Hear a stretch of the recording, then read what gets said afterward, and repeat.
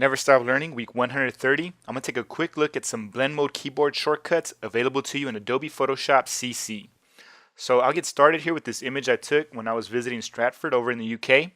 And I'm going to add a couple layers, that way I have something to blend. So I add a gradient map, go to this drop down menu, and then choose this blue and gold swatch. Next, I'll go to the bottom of this layer panel, and I want to add a gradient fill. I'll click on this drop down, and this time the swatch that I want to choose is Sepia Antique. I'll click on that and then OK to accept. I'll move this properties panel out of the way, and then now all I see is the gradient. I can't see the image below. In order to see that, I'd have to make some changes to the opacity or choose a different blending mode. In order to cycle through the different blend modes, there's an awesome keyboard shortcut for that, which is probably the most important one because it allows you to, again, cycle through all the different blend modes and see which one is going to be the best fit for your image. So I'm going to hold down Shift and then introduce the Alt or Option key depending on if you're a PC or a Mac user. And then just hit the plus or minus key. I'm hitting the plus key now, and it's going down the list of the different blend modes I have available. I could hit the minus key a couple times, and that's going to bring me all the way back up to normal. Alright, so now there's a couple of keyboard shortcuts that I've actually committed to memory because I use them so often. So I'll go through those next. The first one is actually a darkening blend mode.